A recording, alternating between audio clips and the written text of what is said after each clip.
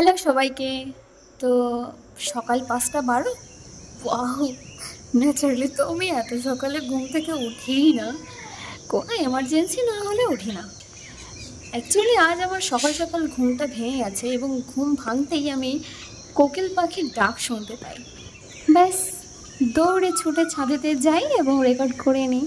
চলুন আপনাদেরকেও একটু শোনাই।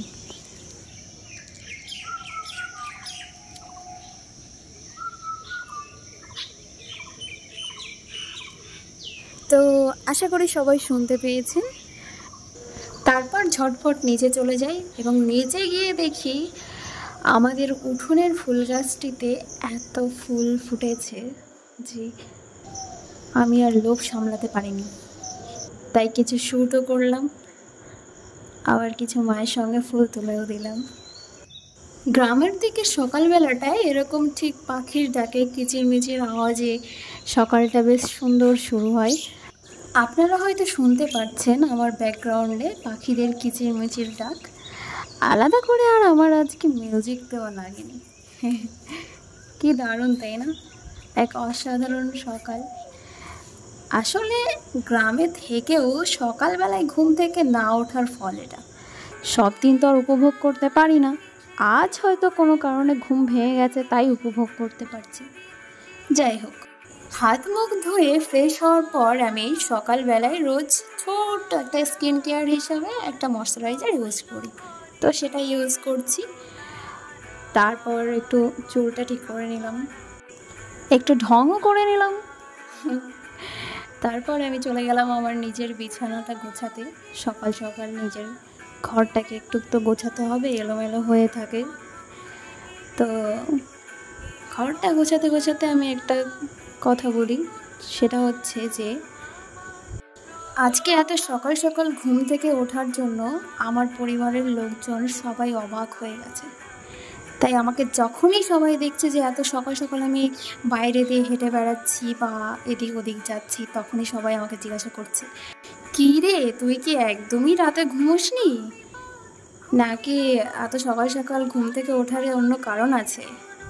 তো কী আর বলবো, কিছু না পেয়ে এটাই বলতে বাধ্য হলাম যে নতুন নতুন ব্লগ করা শুরু করেছি, তো তাই কিছু তো একটা ভিডিও করতে হবে। তাই আজ সকাল সকাল উঠলাম এবং সকাল থেকে ব্লগ ভিডিও শুরু করলাম।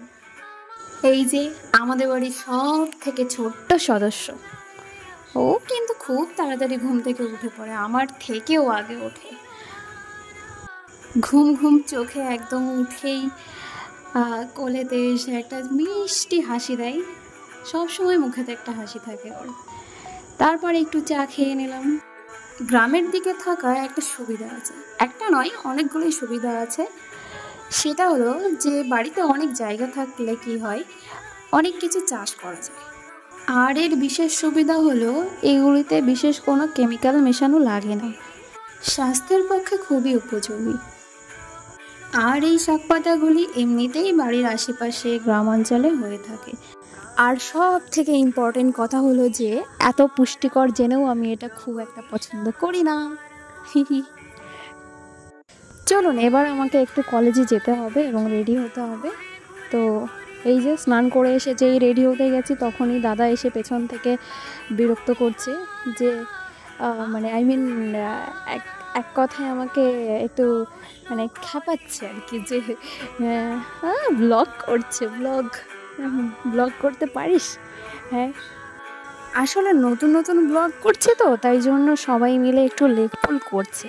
ঠিক আছে, কোই বাত নেই, আমিও একদিন দেখিয়ে দেবো যে কীভাবে একটা প্রফেশনালভাবে প্রপারলি একটা ব্লগ ভিডিও করতে হয়।